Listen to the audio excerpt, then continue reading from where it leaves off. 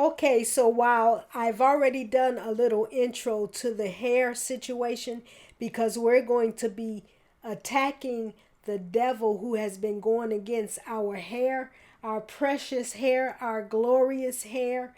We're going to start putting the law of God on our hair and stop being afraid of all of these other rules and laws that don't exist in the heaven of God.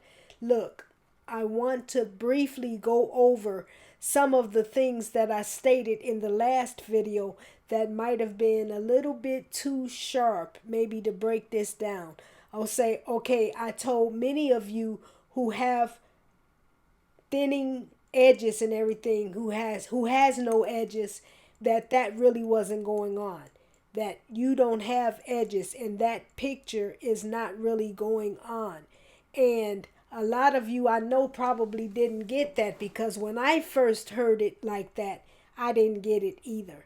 But when I realized that the mind was playing tricks on me, and I learned how to read it or how to reverse what the mind was doing, then I began getting it. So it's just like if you're on a beach and you're looking out at the water, and it appears that the sky and the water, that they meet up, right?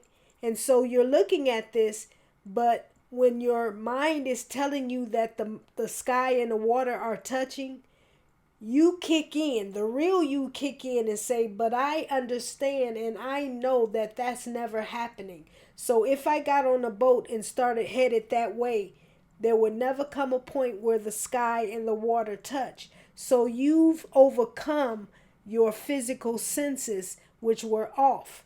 The same thing goes for the sun. When we all used to think that the sun was setting and rising, and instead we discovered that the earth is the one that moves around the sun and it's not the other way around. And so we had to get that right, and we got that right now. But still, when we look at that sun, a lot of us still say, look at the sunset, because we believe, we still stick to that little picture that the human mind has, that the sun is moving. And it's not the sun moving, it is the earth moving around the sun. That's two. A third example would be like when you're on a road and you're headed some distance, you're on a road and the road appears to come to a point. It's like it might be closing out up at the end, that further up it might be closing out or coming to an end.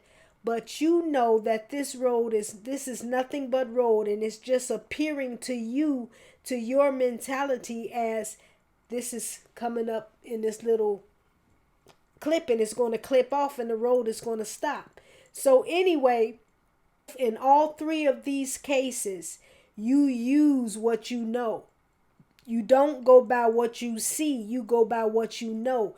Those three are just examples of how our mentality sometimes fool us with what it sees, and it says different things to us. So anyway, we're getting back to the hair. We're about to start taking our hair back to God.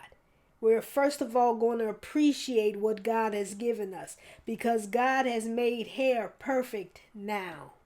Not one hair has been lost right now. And it's just a matter of our understanding that God's law over hair supersedes any other law.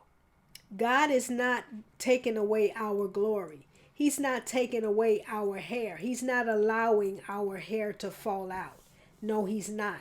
The hair is still there. If we believe it's still there, the same way the sun or the earth was revolving around the sun, if we believe that, because we still see the sun rising and setting. It still appears to be that way. But if we understand that our hair, the way that God has our hair, is still in his mind on our heads. It's full. And we're going to take that law and apply that law to every hair on our head.